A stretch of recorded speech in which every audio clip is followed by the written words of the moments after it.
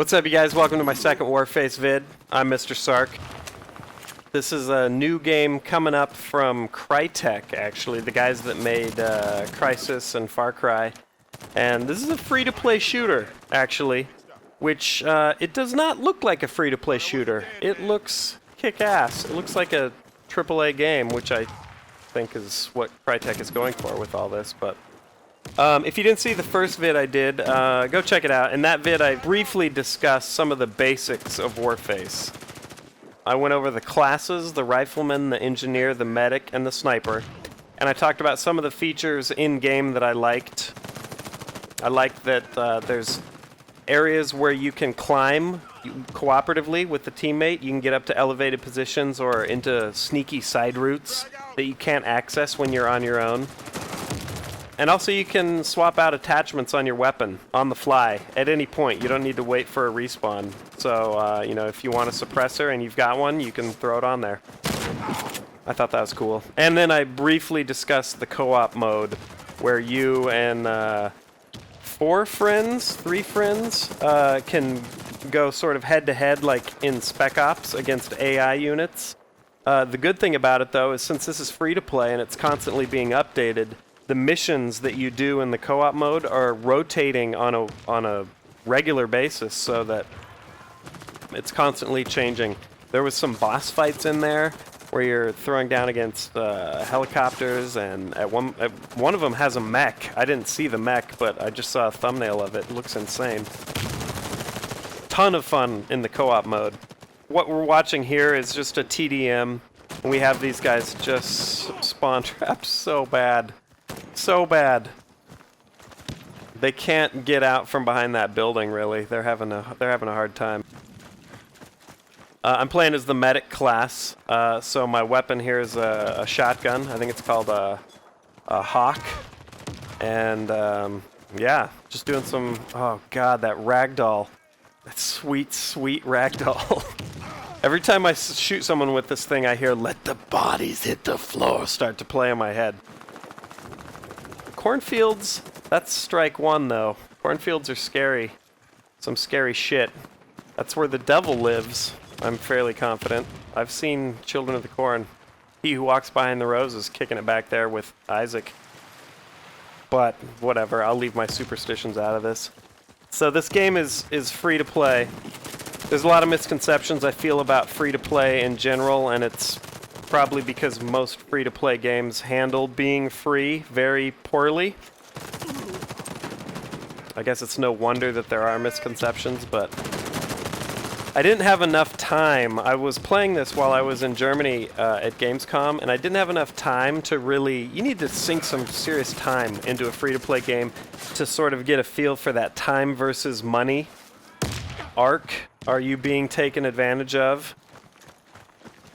And it's hard to tell, but the guys at Crytek were super open and upfront about stuff, and it was interesting. They were saying how, you know, this game's been playable. It has a huge following, actually, in Russia, that it's built up over a couple years. And they were saying that they needed to find a business model that Western players wouldn't feel sad about, because the Russian players were accustomed to pay-to-win models, which I thought was kind of interesting. Like, there's just rich gamers over there that just don't give a fuck. They're like, yeah, I'll throw $1,500 at this shit, no problem. I'm a son of oligarchy, motherfucker. Is there any... If I have any Russian viewers, please tell me that you're poor and you appreciate a well-balanced free-to-play game. Reassure me that not everyone over there is like Putin's grandson and is just made of, like, wearing tuxedos made of whatever the biggest currency from every country in the world. I don't know, whatever. Anyway, I thought it was cool. They want to make the Crytek wants to make a system that we like, that we don't feel abuses our wallets too hard. So, not that that's the misconception, though, that I think a lot of gamers have, is that these games are supposed to be free. This shit is not supposed to be free. It's free to play. You can pop in, you can play it, you can determine whether or not you like it, but it's never intended to be totally free. The idea is more along the lines of a pay what you want, I feel like. Free-to-play should be called pay what you want. That way you get in, you mess with it, you figure out what guns you like by temporarily trying them, renting them, you know, using your XP, your time spent playing. And then in the end, you've got a few kits that you like. If Call of Duty was free to play, it would only cost me maybe $15 a year, because I use about 4 guns out of the entire range of weapons that they have. And the rest of that shit, I don't give a fuck about. I paid for it when I bought the game and I never use it. Anyway, the guys at Crytek were super cool, and they were, you know, talking to me about how there's a whole bunch of stuff that they, you know, want to tweak and add. Even though the game's been out for 2 years, they still want to make these changes, which I think is probably my favorite thing about the free-to-play model, when it's done right, is the constant updating and the, it's sort of the constant evolution of the game. A free-to-play game a year after it drops is probably not going to be the same, you know, maybe visually, but it's not going to be the same game as it was a year ago.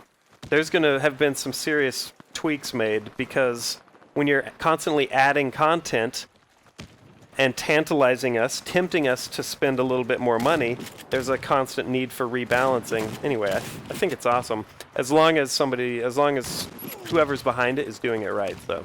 I don't know. Crytek seems super excited about this, and the game is sexy. It's just fucking sexy. It plays so well. I talked about how it reminded me a little bit of Killzone, except with controls that don't feel like they're stuck in mud. It's just so beautiful. You do feel like you've got some of that Killzone weight on you. There's some of that sort of color palette film grain going on, but it's real snappy. It's got that sort of crisp COD control to it. But anyway, an open beta is coming up for it, and you can register at warface.com to get in there. It's been in closed beta here for a while, and obviously the Russian oligarchs have been playing this for a couple of years and buying every weapon under the sun. So hopefully it's all well balanced for us Westerners when it comes out.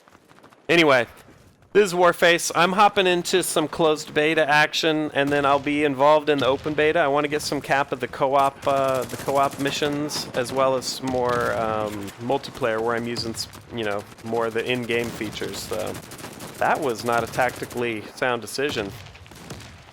Try and do like a quick 5v1 right before the match ends. Bad thinking, Sark. Real bad thinking.